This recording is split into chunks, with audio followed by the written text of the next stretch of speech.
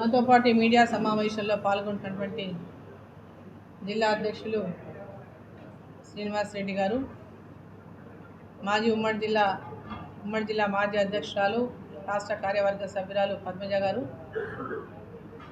OBC Morcha జిల్లా అధ్యక్షులు యాదయ్య గారు, మక్తల్ సీనియర్ నాయకుడు రాష్ట్ర కార్యవర్గ సభ్యుడు కొండన గారు, అదేవిధంగా బంటు రమేష్ గారు నారాయణ గారు, మరి మీడియా మిత్రులందరికీ, ఎలక్ట్రానిక్ అండ్ ప్రింట్ మీడియా మిత్రులందరికీ నా యొక్క నమస్కారం.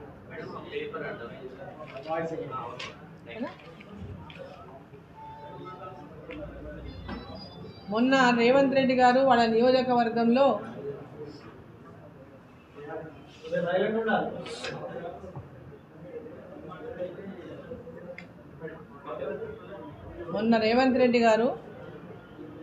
కొడంగల్ నియోజకవర్గంలో వాళ్ళ కార్యకర్తల సమావేశాన్ని నిర్వహించుకొని ఆ కార్యకర్తల సమావేశాల్లో వారు చాలా వ్యాఖ్యలు చేశారు. మీడియా అంతా కూడా వారు చేసిన మాటల్ని పెద్ద ఎత్తున ప్రచారం చేశారు. నేను వారు చేసినటువంటి వ్యాఖ్యల పైననే ఈరోజు స్పందించదలుచుకున్నాను. రేవంత్ రెడ్డి గారు మొన్న అసెంబ్లీ ఎన్నికల్లో వాళ్ళు గెలిచింది. ఆ ఎన్నికల్లో వాళ్ళు గెలవడానికి పనిచేసిందా, లేకుంటే పక్క వాళ్ళు గెలవడానికి పనిచేసిందా?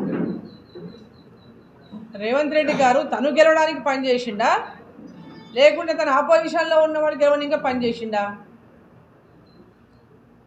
డీకే అరుణమ్మ బయలుదేరింది, నేను భారతీయ జనతా పార్టీ ఉపాధ్యక్షురాలిని అంటూ బయలుదేరింది. పాలమూరులో కాంగ్రెస్లో ఉన్నంతకాలం మంత్రి పదవులు అనుభవించింది. కాంగ్రెస్ కార్యకర్తలు భుజాన ఎత్తుకొని ఎమ్మెల్యేగా మంత్రిగా చేస్తే వారి గుండెల మీద తన్ని బీజేపీలో చేరిందని చెప్తున్నాడు. నేను ఒకటి అడుగుతున్నా, కాంగ్రెస్ పార్టీ మొట్టమొదటి నాకు టికెట్ ఇయ్యలే. ఆ రోజు నేను రాజకీయాల్లో లేనప్పుడు కాంగ్రెస్ పార్టీ నన్ను పిలిచి టికెట్ ఇచ్చింది ఫస్ట్.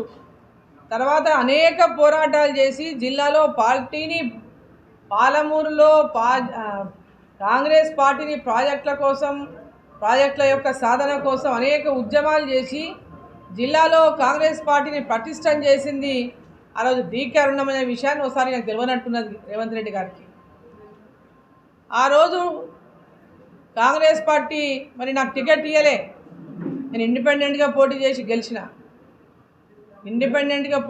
గెలిచిన తర్వాత నెక్స్ట్ టైం మళ్ళీ ఎలక్షన్లో 2004లో ఇండిపెండెంట్గా గెలిచిన తర్వాత ఆ రోజు 2009లో రాజశేఖర రెడ్డి గారు స్ట్రాంగ్ పోరాటాలు చేసింది, స్ట్రాంగ్గా పార్టీ కోసం పనిచేసిందని ఆ రోజు ఆ రోజు టికెట్ ఇవ్వకుండా టీఆర్ఎస్కి ఇచ్చింది. దాంట్లో రేవంత్ రెడ్డి గారు కూడా ఒక బాధితుడు, ఆయన కూడా కల్వకూర్చి టికెట్ ఆశించిండు అన్నాడు. ఈరోజు వచ్చి కాంగ్రెస్ పార్టీ ఏదో అరుణమ్మని ఉద్ధరించింది అని మాట్లాడటము రేవంత్ రెడ్డి గారికి కూడా తెలుసు అన్ని విషయాలు, కాకపోతే రాజకీయం కోసం మాట్లాడుతున్నట్టున్నాడు. ఇది మంచి పద్ధతి కాదు. మొట్టమొదటగా ఇంకొకటి, ఈరోజు ఆయన చీకట్లో డీకే అరుణ భరత్ సింహారెడ్డి వచ్చిపోతున్నారంట. చీకట్లు ఎందుకు వస్తారు? బరాబర్ పట్టపగలు తిరుగుతున్నాం. చీకట్లో రావాల్సిన దొంగలమా ఏమన్నా? మేము ఓట్ల కోసం వచ్చేటోళ్ళము దొంగలమా? రాత్రుల పూట రానికే బరాబర్ పట్టపగలు ప్రతి ఒక్కరింటికి వెళ్తాం, ప్రతి ఒక్కరిని అడుగుతాం. అదేమైనా కొడంగల్లో నువ్వు ఎవరు రావద్దని ఏమైనా రాసి పెట్టినావా? ఏమైనా రాకూడదని ఏమైనా గీట గీసినావా? అదేమైనా నీ సామ్రాజ్యమా? ఓటు అడగడానికి ప్రతి ఒక్కరు, నేను క్యాండిడేట్, నేను పోటీ చేస్తున్నా ఎలక్షన్లో, బరాబర్ ప్రతి ఒక్కరి ఏ పార్టీ వాళ్ళైనా ఓటు అడిగేటటువంటి హక్కు నాకున్నది. వేస్తారా ఏరా అనేది అది ఓటర్ విషయం, ఓటర్ నిర్ణయం. కానీ ప్రతి ఒక్క ఓటర్ని అడిగేటటువంటి అర్హత నాకున్నది. అడగాల్సిన బాధ్యత కూడా ఉందనుకుంటా క్యాండిడేట్గా. ఇక రేవంత్ రెడ్డి గారు పాపం ఎంతసేపు ఉన్నా ఆడ సింపతి కోసమే ప్రయత్నం చేస్తున్నారు. నా మీద కుట్ర బన్నుతున్నారు. ఒక పక్క కుట్ర బన్నుతున్నారని కొత్తగా పాట మొదలుపెట్టింది. ఇప్పటిదాకా మొన్నటిదాకానేమో నన్ను దించుతారంట అన్నాడు. ఇప్పుడేమో నా మీద కుట్ర బన్నుతున్నారంటారు. కుట్ర ఏందయ్యా? కుట్ర చెప్పు. కుట్ర అంటే ఎట్లుంటుందో అది? అంటే మేము గెలవడం అనుకోవడం నీకు కుట్రనా? నిలబడిన అభ్యర్థి గెలవాలనుకోవడము కుట్ర ఎట్లయితుందని అడుగుతున్నా నేను. నీ మీద కుట్ర అనేది ఏమున్నది? నీకు ఓట్లు వేసిండు, గెలిపించిండు, ముఖ్యమంత్రి అయినావు. ఇక నీకు కాదు కదా ఈ ఓటు. నువ్వెందుకు మాట్లాడుతున్నావు అంతగానం? ఈ ఓటు నీకు వేసేదే కాదు. ఈ యొక్క కంటెస్ట్లో నువ్వు పోటీ చేస్తలేవు కదా. ఈ రాష్ట్ర ముఖ్యమంత్రిగా ఉన్నావు, మొన్న పోటీ చేసినావు, ప్రజలు నీకు ఓటు వేసిండ్రు, ముఖ్యమంత్రిని అవుతా అని చెప్తే ఓటు వేసిండ్రు, గెలిపించిండ్రు, ముఖ్యమంత్రి అయినావు. ఇక అయిపోయింది. నువ్వు ఏమి హామీలు ఇచ్చినావు వాళ్ళకి హామీలు నెరవేర్చు. పార్లమెంట్ ఎన్నికల్లో అరుణమ్మ క్యాండిడేట్ అరుణమ్మ మీద ఎందుకు ఏడుస్తున్నావు? పొద్దుస్తమానం నువ్వు అరుణమ్మ జిల్లాకు పని చేయలేదా? నువ్వు పని చేసినావా చెప్పు.